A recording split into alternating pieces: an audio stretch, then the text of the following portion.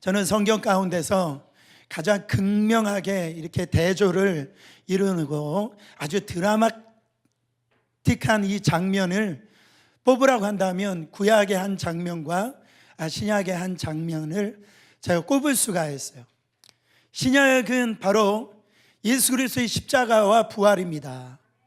정말 이 죽음과 절망과 슬픔이 변하여서 그 부활의 주님을 통하여서 이 소망을 품게 되어지고 기쁨이 회복되어지는 이 부활의 장면, 너무너무 참 감사하고 너무너무나 아주 행복한 장면이 바로 이 부활의 장면입니다. 근데 아멘. 근데 구약에서 가장 극명하게 대조 이루는 장면을 보면 열왕기상 18장과 오늘 읽었던 열왕기상 19장이에요. 여러분, 열왕기상 18장, 19장 한 장 차이밖에 안 되는데 열왕기상 18장에 보면은 이 엘리야가 정말 바알과 아세라 합쳐서 850명 그 선지자들과 싸워가지고 정말 하나님께서 승리케 하시는 엄청난 이 놀라운 기적과 같은 일들을 참 열왕기상 18장에 막 기록하고 있거든요. 그런데 이 19장에 들어와서 이 엘리야의 절망과 또한 엘리야의 침체, 또 엘리야의 탈진의 이 모습이 지금 극명하게 대조를 이룬다라는 겁니다. 갈멜산은 인간이 취할 수 있는 최고의 승리의 장소였어요. 그러나 오늘 엘리야는 브엘세바라고 하는 이 광야에 지금 쓰러져 있는 걸 볼 수가 있습니다. 여러분, 엘리야가 쓰러져 있었던 이 브엘세바는 인간이 떨어질 수 있는 최악의 절망의 장소였다라는 거죠.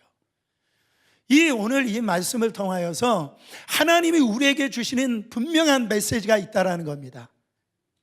그래서 그 절망의 장소, 그 침체의 장소, 그 쓰러져 있는 그 장소에서 정말 일어나라는 거예요.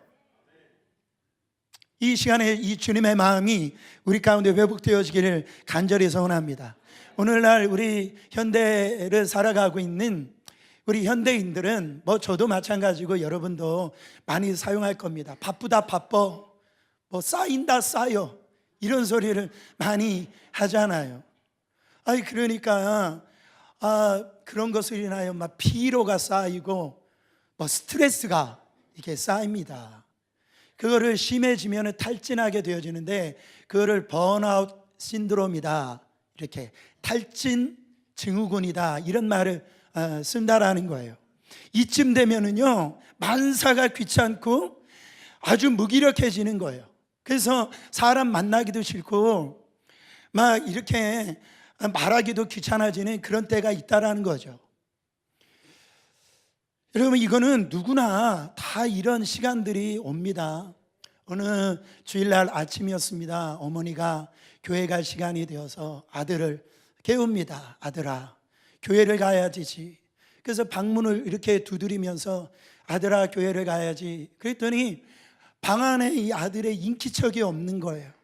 그래가지고 한 번 더 세게 두드리면서 아들아, 교회 가야지. 그래도 아들의 이 인기척이 없는 겁니다. 할 수 없어서 이 어머니가 방문 안에 들어가가지고 이불을 갖다가 머리까지 막 다 뒤집어져 있는 그 이불을 들쳐내놓고 그 귀에다가 아들아, 교회 가야지. 그랬더니 이 아들이 어머니가 이러다니 교회 듣겠다 막 이 이야기를 하니까 이 아들이 피곤한 얼굴을 들고 어머니에게 얘기합니다.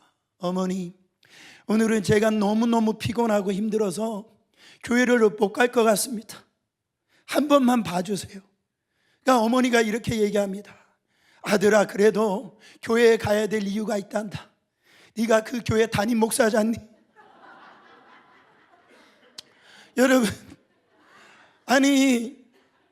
참 이 목사라고 만지치는 게 아닙니다. 그럴 수가 있다라는 거예요.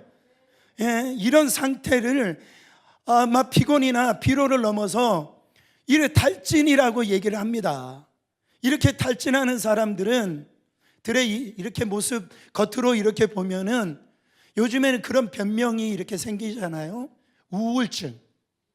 그 우울증, 무기력증이라고 하는데 그런 병이 이렇게 찾아오는 거예요. 자기도 모르는 사이에. 오늘날도 이 우울증을 이렇게 앓고 있는 사람이 얼마나 많은지 몰라요.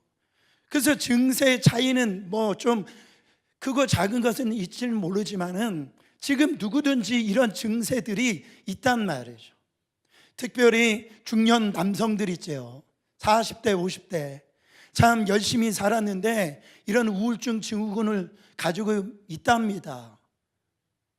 아니 뭐 나이가 들어서 이제는 열심히 살았는데 뭔가 이룬 건 없고 참 아내도 자식들 보기에도 무시당하는 것 같고 그렇다고 해서 뭐 어디 딱히 갈 데도 없고 그러다 보니까 막 짜증이 나고 예전에는 좀 멋있는 아버지가 되고 싶고 또 아내에게도 좀 그래도 좋은 남편이 되고 싶었는데 결국 돌아보니까 초라해진 자기 모습, 없어진 거는 머리밖에 없고 머리털밖에 없고 그래가지고 막 이렇게 우울증이 온다라는 거예요. 여성분들은 어떻습니까? 애 낳기 전에 이게 산후 우울증이 막 있다잖아요. 그리고 이렇게 나이가 들면은 이게 호르몬적인 어떤 변화가 일어남으로 인해 가지고선 참 그냥 거울 보면 자기의 어떤 주름살이 들어가는 모습을 보고 그렇게 우울하다네요. 그 주름살 보기만 하면. 그래가지고 그냥 눈에서는 그 눈물이 그냥 툭 떨어지는 그런 순간이 있다라는 거죠. 여러분 이런 현상이 오면 그런 현상을 잘 분별해 가지고선 일찍 치료를 해야 됩니다. 마치 이런 것 같아요. 초기에 감기 기운 증상이 오면은 빨리 이 증상을 치료해 가지고 이게 더 이렇게 악화되지 않도록 이렇게 해야 되잖아요. 감기 초기에 잘 못 잡으면 위험해질 수가 있는 겁니다. 이건 마찬가지입니다. 이런 어떤 우울함이라든지 내 안에 이런 이 탈증 현상이 오면 빨리 이거를 회복을 해야 돼요. 이거는 육체적인, 정신적인, 심리적인 것뿐만 아니라 영적인 부분도 마찬가지라는 거죠.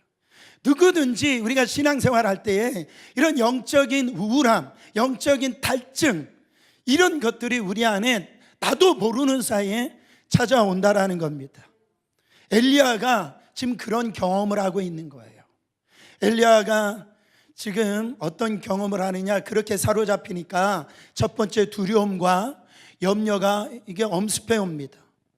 그러니까 조절이 안 되는 패닉 현상이 오는 거예요. 운동선수로 얘기하면 슬럼프에 이렇게 빠지는 거예요.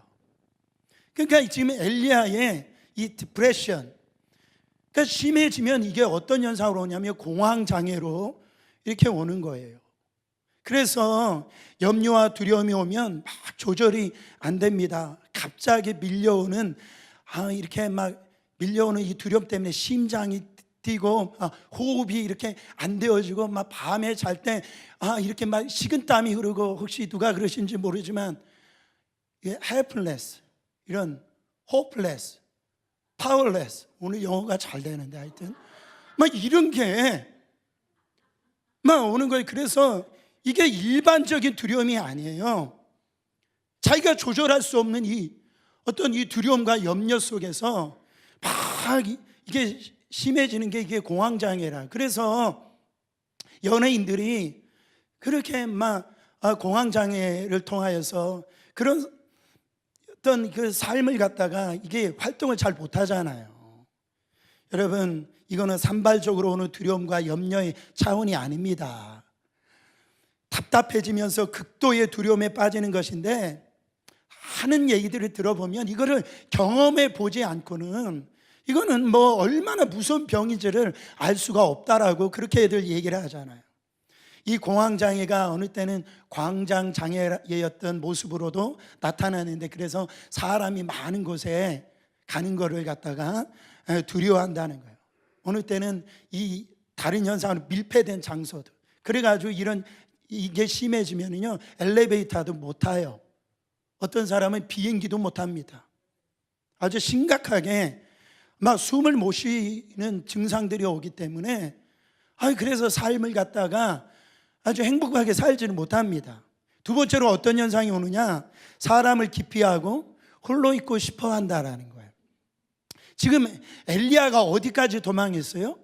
브엘세바까지 지금 도망갔습니다.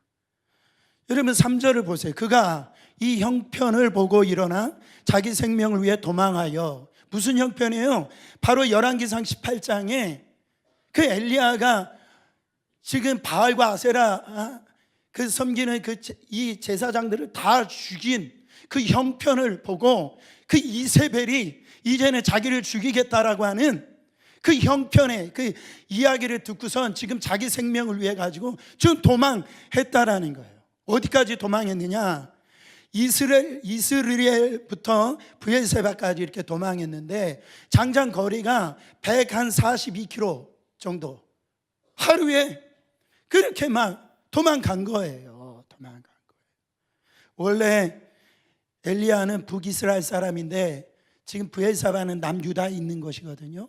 거기까지 지금 이세벨이 자기를 죽인다라는 소리를 듣고 혼자 도망간 겁니다.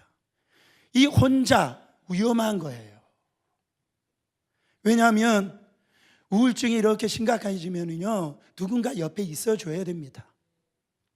그럴수록 사람을 기피하고 막 이게 사람이 아주 싫어지는데 그때 누군가 옆에 있어요. 근데 막 다 귀찮아지는 거예요. 뿐만 아니라 사람들이 자기를 도와줄 수 없다라는 이런 생각을 갖고요, 이게 심해지면 어떤 현상이 나오느냐? 하나님도 나를 못 도와주신다. 예배 드려도 소용이 없다. 기도해도 소용이 없다. 심각한 영적인 침체를 경험하는 거예요. 여러분, 이런 확신이 드니까 막 신앙생활에 아주 절망 속에 빠져드는 겁니다. 열왕기상 19장 4절에 보시면 스스로 광야로 들어가 하루 길쯤 행하고 한 로덴 나무 아래 앉아 죽기를 구하여 가로되 여호와여 넉넉하오니 지금 내 생명을 취하옵소서. 나는 내 열조보다 낫지 못하는, 이거 엘리야 맞습니까? 아니 열왕기상 18장에 그 엄청난 정말로 이 850대 1로 싸워가지고 승리한 엘리야 맞아요. 지금 온 나라 가운데 3년 6개월 동안 비가 안 와가지고선 신음하던 그때 하나님 앞에 얼마나 신앙이 좋아요.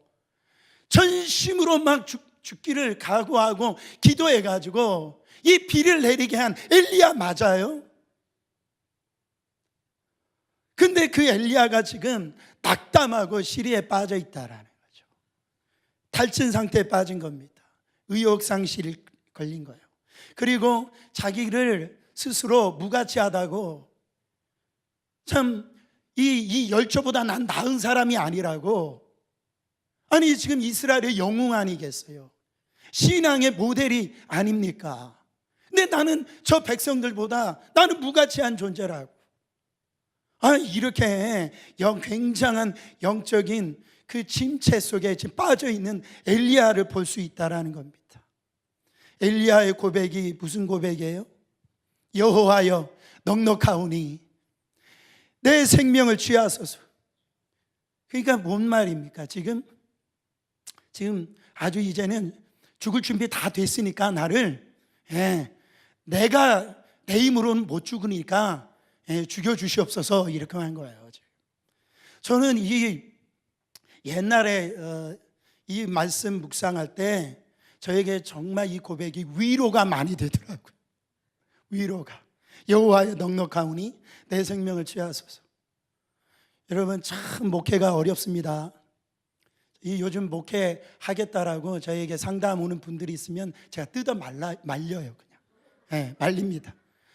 뭐 저만 목회 잘해가지고선 저만 하나님 앞에 이렇게 상급받고 칭찬받으려고 그런 게 아니고, 그 목회가 얼마나 어려운지, 그 목회의 그 과정이 그 걸쳐가는 과정이 얼마나 힘든지 몰라요. 그냥 목사가 되어지는 게 아니고 그 과정이 있단 말이에요. 여러분, 저도 영적인 침체를 경험한 적이 있어요. 이건 아무도 몰라. 저만 알아.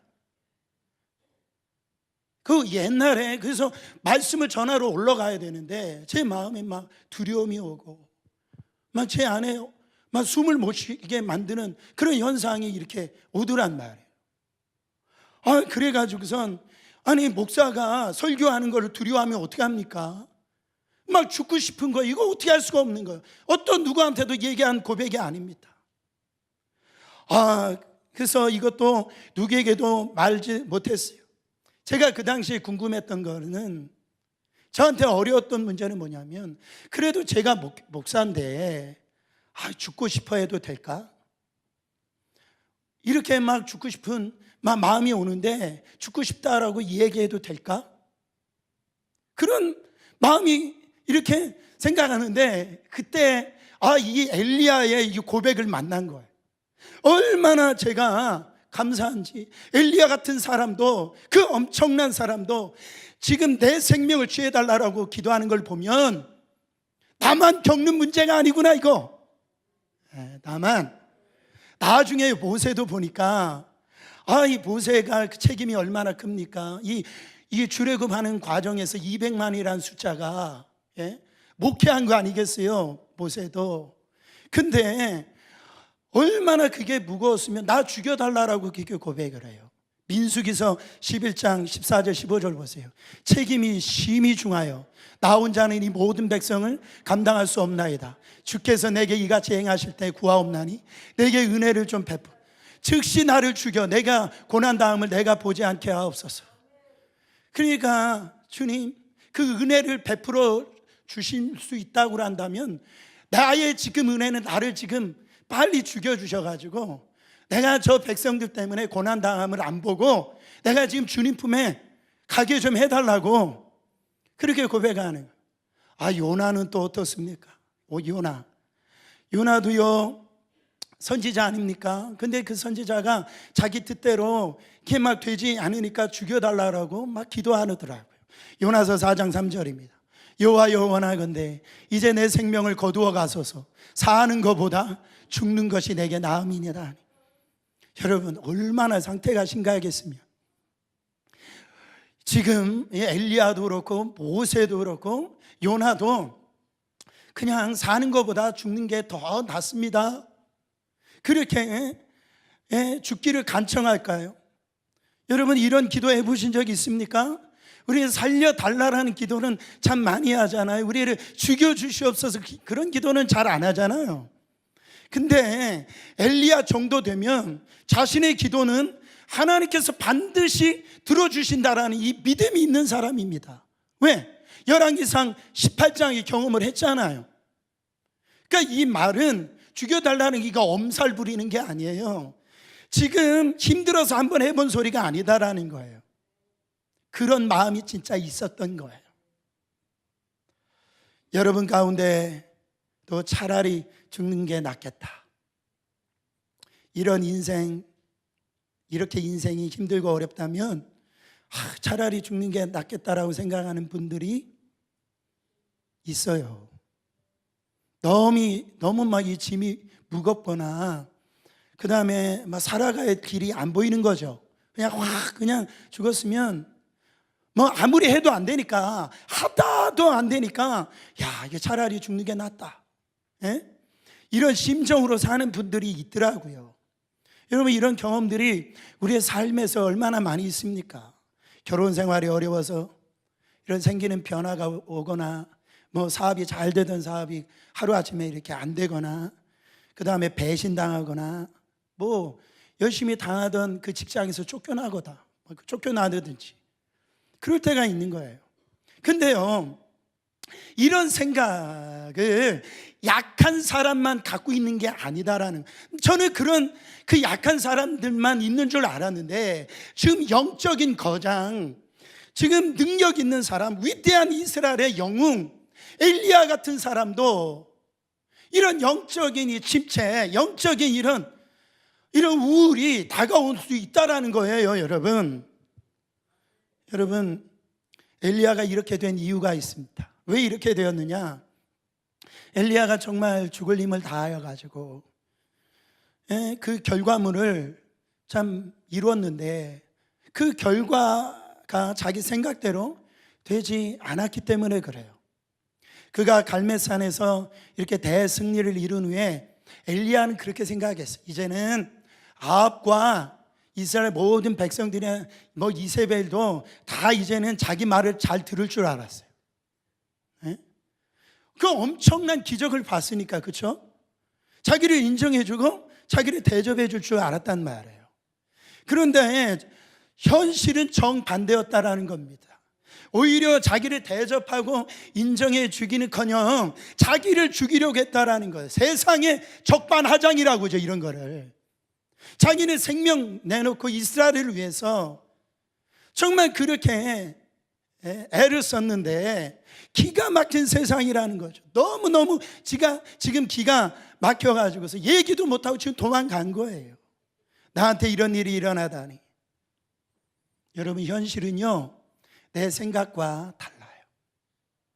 갈멜산에서 그 놀라운 기적을 보고도 왕과 이 백성들은 변화되지 않았다라, 꿈쩍도 안 했다라, 하나님께 돌아오지 않아요. 엘리야는 하나님께 돌아올 줄 알았거든요. 그리고 이제는 자기 말에 그들이 다 따라올 줄 알았거든요. 너희들이 어느 때까지 머뭇거리겠느냐. 바알이 하나님이면 그를 쫓을 것이요, 여호와 하나님은 그를 쫓을 것이. 다 여호와 하나님을 쫓을 줄 알았는데 쫓지 않았다라는 거예요. 오히려 자기를 죽이려고 했다라는 거죠. 엘리야는 어쩌면 이럴 수 있을까? 나 하나님을 위해서, 백성들을 위해서 최선을 다했는데 해도 너무하는구나. 제가 목회자 세미나 때 어떤 은퇴를 앞두고 있었던 목사님의 그 간증을 아직도 잊지 못합니다. 이분이요, 자기가 이제 목회 평생을 하면서 성도들을 말씀으로 양육하고 예배 때마다 하여튼 자기가 최선을 다해서 목회를 했는데 성도들이 안 바뀌더래요. 어쩌면 그렇게 안 바뀌는지 그래가지고 영적으로 우울증이 왔었다 그러시더라고요. 여러분, 그러면서 내가 이 목회자의 자질이 없나, 이런 마음이 그분한테 찾아오셨었더라고요. 솔직하게 쉐어링을 하더란 말이죠. 여러분, 엘리야는 밥맛은 물론 지금 살맛을 잃어버린 거예요. 그냥 아무 없는 곳에 가가지고 지금 그냥 누워버렸어요. 이렇게 지금 내는 다시 일어나지 않으리라, 아주 그냥 그대로 누워버려서 이제는 이 누운 상태로 나는 끝나리라. 그냥 정말 엘리야의 목숨은 그날 그대로 끝나는 줄 알았어요. 아무도 찾아오는 사람이 없었습니다. 그때 하나님께서 이 엘리야를 찾아오십니다. 그리고 엘리야를 위로해 주세요.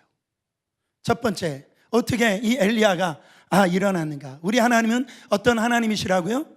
위로의 하나님이시라네. 할렐루야. 고린도후서 1장 3절부터 4절입니다. 찬송하리로다. 그는 우리 주 예수 그리스도의 하나님이시요 자비의 아버지시요 모든 위로의 하나님이시며 우리를 모든 환난 중에서 우리를 위로하사 우리로 하여금 하나님께 받은 위로로서 모든 환난 중에 있는 자들을 등히 위로하게 하시는 이시리로다. 이 짧은 두 구절에 위로하시는 하나님이라고 5번이나 강조하는 걸 볼 수가 있어요. 모든 너희 등의 환난 중에 있는 너희들을 나는 위로하는 하나님이다. 나는 너희를 능히 구원해 줄 수 있는 그 위로의 하나님이시다. 할렐루야. 하나님은요 엘리야 곁을 한 번도 떠나신 적이 없다라는 거예요. 그가 어디에 있든 어느 환경에 있든 어느 상황에 있든 하나님은 떠나지 않으셨다라는 거예요. 여러분, 우리는 반드시 기억해야 됩니다. 완전히 탈진해서 넘어져 쓰러져 있는 그 자리에 위로의 하나님이 함께하고 계시다는 사실을 믿으시길 바랍니다. 하나님은 지금도 살맛을 잃은 이런 사람에게 찾아와 주셔서 위로해 주시길 원하시는 거예요. 지금도요 우리 주변에는 하나님의 위로가 필요한 분들이 얼마나 많은지 몰라요. 어려움을 당하는 사람들이 많습니다. 자신의 힘으로는 도저히 일어날 수 없는 사람들이라는 거죠. 이분들에게 가장 필요한 것은 다른 게 아닙니다. 하나님의 위로하심이에요. 보세요. 욥을 한번 보시길 바랍니다. 욥이 가장 그 힘들었던 것은 물론 10자녀를 잃어버리고 자기 재산이 다 이렇게 잃어버리고 자기 몸에 병 걸린 것도 참 힘들었지만 욥기서 중반절까지 이렇게 읽어보면은 그가 가장 힘들었던 건 뭐냐면 자기가 힘들다라고 해가지고 자기를 찾아온 자기를 믿고 따라 정말 이 신앙적인 교제를 나눴던 그 네 사람의 친구 때문에 더 힘들었단 말이에요. 엘리바스와 빌닷과 소발과 엘리웨였어요. 그러니까 욥의 불행한 소식을 듣고 찾아올 정도니까 친한 사람이죠. 그렇죠? 친한 친구 아니겠습니까? 근데 와가지고 하는 말이 도리어 욥을 괴롭히는 거예요. 네가 이렇게 된 거는 네가 무슨 죄가 있어서 이렇게 된 게 아니냐, 빨리 회개하라. 막 그 와가지고서 오히려 위로하기는커녕 와가지고 그냥 신학적인 논쟁을 일으키는 겁니다. 여러분, 얼마 전에 2주 전에 어떤 제가 목사님을 만나서 이야기하는 가운데 이 목사님이 사모님 이야기를 하더라고요. 자신이 목회하다가 지쳐가지고 집에 가서 제 사모님한테 넋놀이 할 때가 있대요. 그러면서 저한테 목사님도 그러세요? 그래서 저도 가끔 그렇게 합니다. 제 사모에게 그런 얘기를 좀 가끔 합니다. 뭐 저도 사람이니까 뭐 그럴 수 있죠. 그랬더니 이 목사님이 자기만 그런 줄 알았대요. 그래가지고선 이 목사님이 어쨌든 사모님에게 밤에 이렇게 가가지고 여보, 나 요즘 너무 힘들어. 지쳤어. 목회가 너무 힘들어. 이렇게 얘기한 모양이에요. 진짜 있었던 일입니다. 그랬더니 그때 이 사모님이 신앙이 좋으셨나 봐요. 그래가지고 이 사모님이 하시는 말씀이, 여보 어떻게 주의 종이 그럴 수 있어? 소명받고 주의를 한다는 목사가 그런 말을 해요. 저는 실망이에요. 그랬대요. 제가 그대로 말씀드린 거지. 그런데 그런 말을 이렇게 사모님한테 이게 들어서 목사님이 이렇게 말을 했답니다. 여보, 당신 말은 참 맞는 말인데 너무너무 지당한 말인데 여보, 나는 위로가 안 돼. 속으로 얘기했답니다. 여러분 기억하세요. 맞는 말, 옳은 말 한다라고 해서 다 좋은 말은 아니다. 그거죠. 내 말이 틀리지 않죠? 제 말이 맞잖아요. 참 맞는 말인데, 지당한 말인데, 옳은 말인데 그게 좋은 말은 아니다. 위로가 전혀 안 될 뿐 아니라 마음대로 마음이 상하는데 어쩌란 말이에요. 그게 그렇지 않습니까? 근데 우리도요, 이런 맞는 말, 옳은 말, 그런데 위로가 안 되는 말, 오히려 그 사람을 더 힘들게 하고 다운시키고 있지는 않냐 말이죠. 혹시 남편한테, 아내한테, 아니면 자녀들한테 자꾸 위로의 말보다는 다운시키고 있지 않냐 말이에요. 하나님은 이럴 때 어떻게 하실 것 같아요? 저는 묵상하면서 아마 이러실 겁니다. 괜찮아. 그럴 수 있어. 이 위대한 나의 종 엘리야도 그렇고, 성경의 위대한 사람들도 다 그랬는데 뭐 그럴 수도 있지. 한번 해보세요. 옆 사람하고. 그럴 수도 있지. 그럴 수도 있지. 그리고 꼭 이 말을 해야 돼요. 힘내, 내가 있잖아. 한번 해봐. 힘내, 내가 있잖아. 제가요, 이 성경 말씀 보면 이 엘리야에게 하신 것을 보면 분명히 그렇게 말씀하셨다라는 거예요. 그렇게 위로하셨다라는 거죠. 성경은 우리 하나님을 지치고 힘든 인간을 향해서 끊임없이 위로하고 그렇게 살라라고 선포하십니다. 이사야서 40장 1절 보세요. 너희 하나님이 이르시되 너희는 위로하라. 내 백성을 위로하라. 너희는 서로 위로하면서 살라라는 거예요. 교회가 이 위로의 사역을 하라는 거예요. 아까 우리가 영상을 봤던 조희연이라고 하는 국가대표 수영선수를 보세요. 교회에 왔을 때 참 그 위로를 받았다라고 그러잖아요. 내 백성을 위로해라. 교회가 이 세상을 향해서 해야 될 일은 뭐냐면 이 세상 사람들, 그 절망과 슬픔과 낙심 가운데 빠져있는 이런 사람들에게 위로를 하는 이 일을, 역할을 하는 것이 교회라는 겁니다. 여러분, 우리가 위로를 해주지 않으면 누가 위로를 해주겠어요? 빌리 그레함 목사님 이런 말을 하셨어요. 하나님께서는 단지 우리를 위로하기 위해서 우리를 위로하는 것이 아니라 우리로 하여금 위로자가 되도록 하시기 위해서 우리를 위로하신다. 하나님께서 우리를 위로해 주시는 것은 그 위로함 받고 우리가 끝나는 것이 아니라 그 위로함을 받은 너가 그 위로함을 받고선 그 위로를 통해서 다른 사람을 위로하라고 위로함을 주시는다, 이런 말이죠.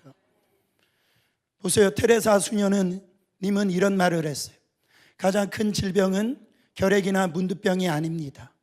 아무도 돌아보지 않고 아무도 위로하지 않고 아무도 사랑하지 않고 아무도 필요하지 않는 것, 이것이 가장 무서운 병입니다.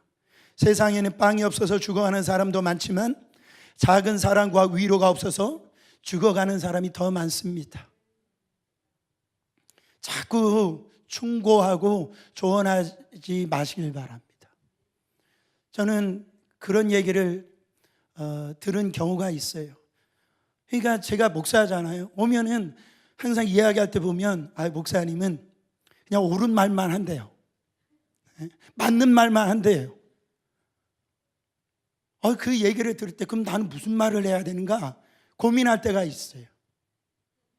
여러분, 사람들은 조언이 필요한 것이 아니고 위로가 필요하구나.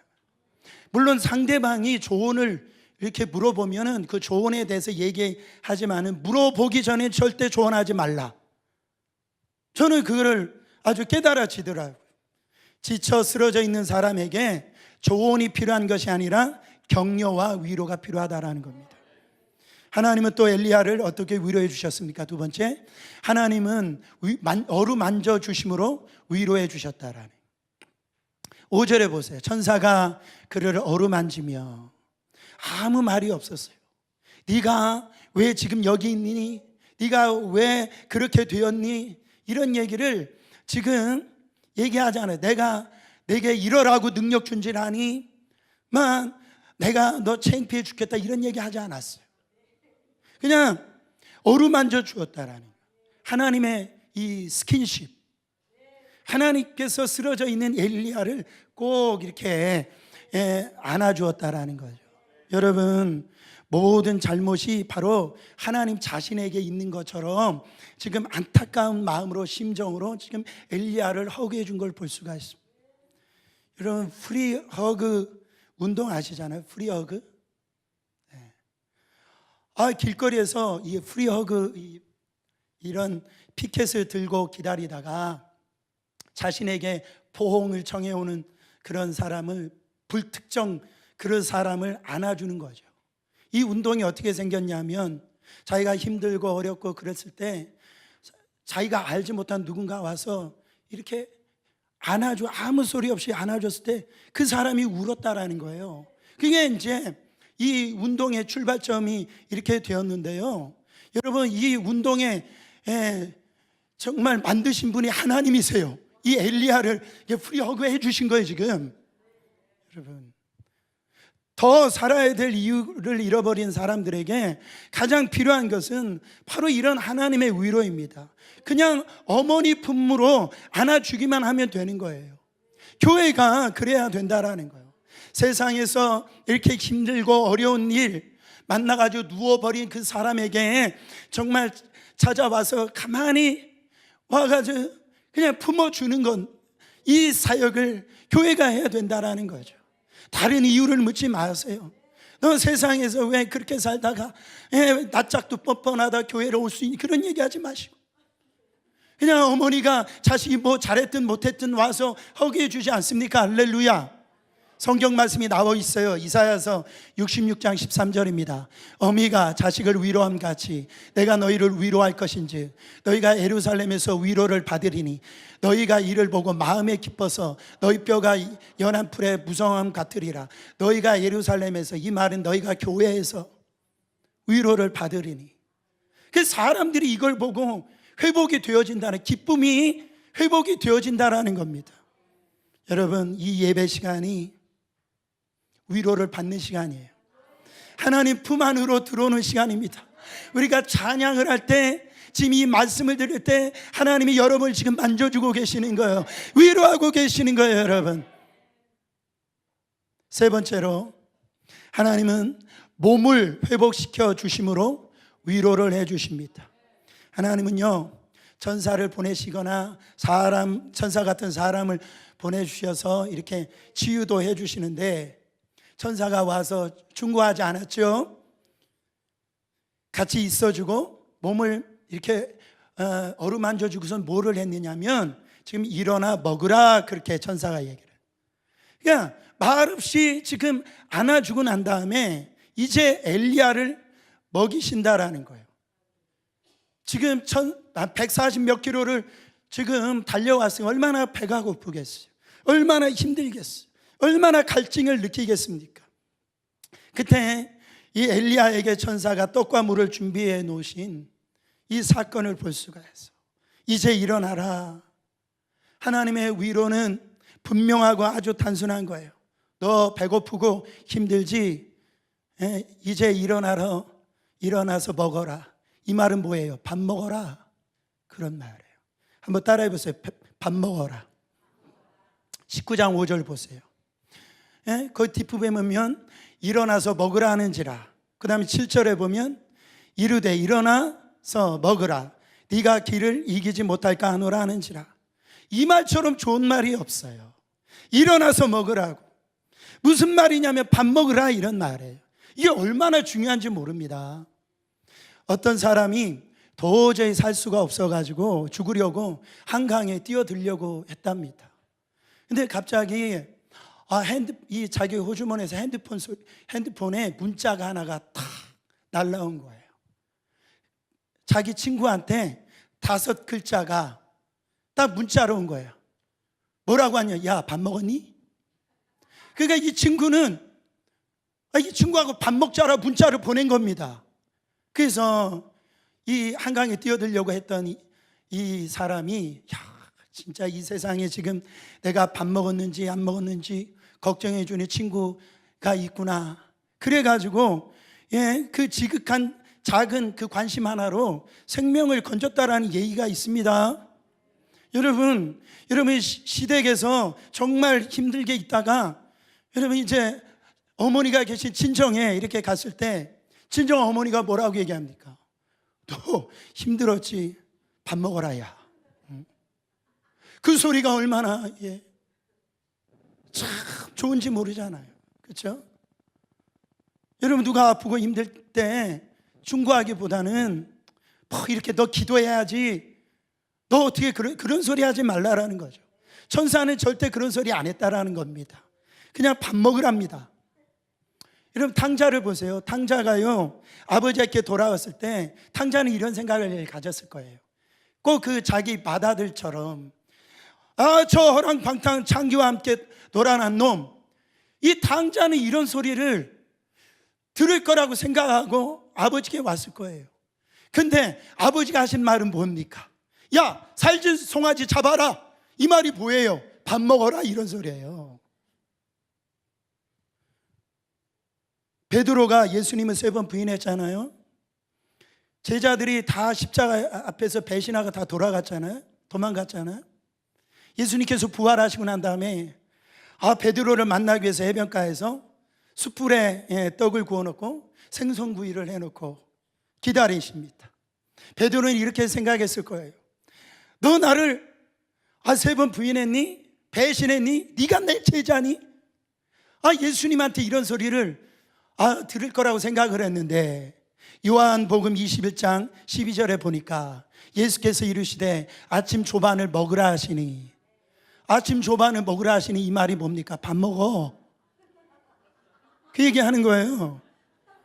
여러분, 자녀들이 이렇게 대학 기숙사 생활하고 이렇게 이제 집에 돌아오면 다른 얘기 하지 마시고, 너 학점 왜 그 모양이냐, 너 그런 말 하지 마시고, 여러분 오면은 꼭 껴안아 주셔서, 그리고 아들이 우리 자녀들이 좋아하는 음식을 잘 이렇게 차려놓고 밥 먹어.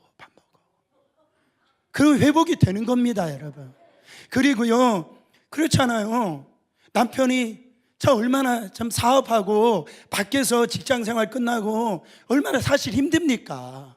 이 집에 들어오면은 참 그때 아내가 음식을 다 준비해 놓고 여보 식사하세요. 여보 식사, 이 말처럼 좋은 게 없단 말이에요. 그래서 우리 교회는 밥 잘 주잖아요, 여러분. 할렐루야. 회복이 된단 말이에요, 회복이. 여러분, 꼭 영적인 것만 해서 회복이 되는 게 아니라 좋은 음식 하나 먹어도 회복이 이렇게 되어진다라는 거예요. 마지막으로 하나님은 끝까지 포기하지 않는 위로를 해주시는 거예요. 저는 하나님께서 우리를 위로해 주시는데 끝까지 지속적으로 포기하지 않고 위로를 해주신다라는 거예요. 저 오늘 말씀에서 가장 은혜 받은 구절이 7절입니다. 7절. 참 여호와 천사가 또 다시 와 어루만지며 한 번으로 안 되니까 또 다시 와서 또 다시 찾아오시는 하나님. 한 번 찾아오고 안 오는 것이 아니라 우리의 하나님은 우리가 힘을 얻을 때까지, 회복이 될 때까지, 일어날 때까지, 영적으로 회복이 될 때까지 끝까지 우리 곁을 떠나가지 아니하시고 찾아오시는 하나님. 할렐루야. 반면에 우리는 어떻습니까? 한 번, 두 번 하고 안 되면 바로 화를 내죠. 이거 도대체 언제까지 이럴 거야? 왜 못 일어나는 거야? 내가 힘들어 죽겠네. 뭐 이런다고요, 우리는.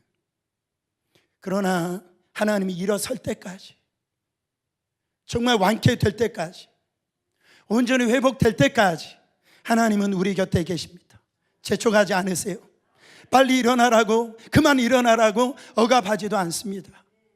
기다려주시는 하나님이세요. 여러분, 이 음성을 여러분 오늘 들으시기를 예수 그리스도 이름으로 축원합니다.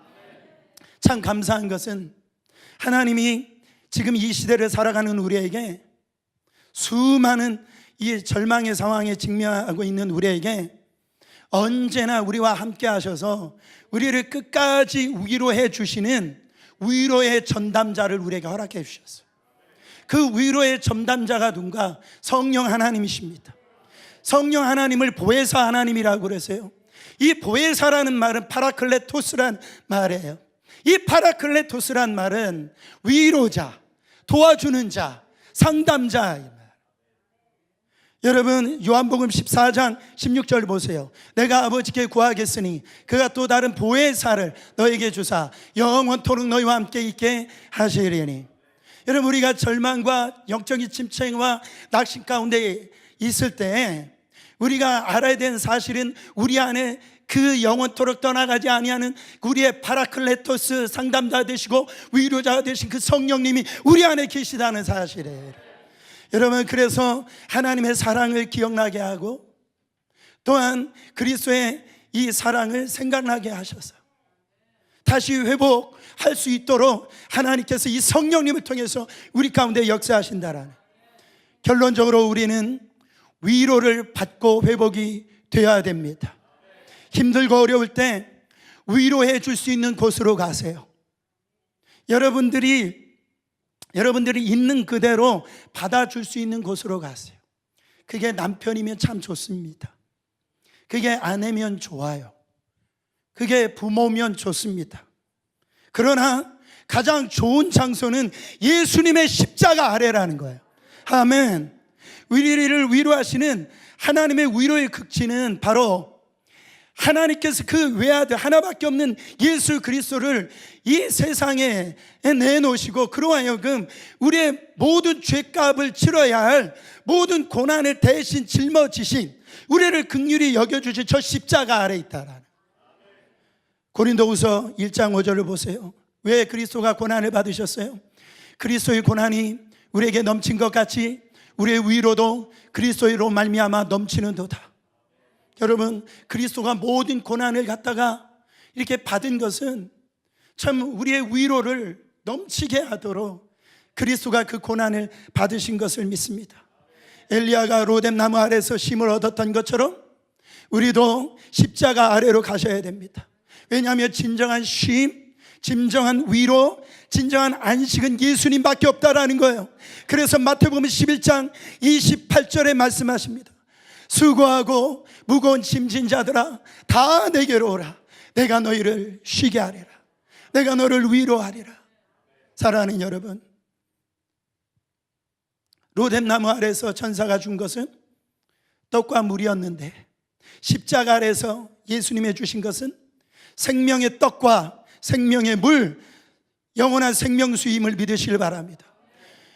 엘리야는 천사가 준 그 물과 떡으로 인하여서 다시 회복되어졌다면 우리는 그거와 비교할 수 없는 바로 예수 그리스도가 내 안에 계시다라는 거예요.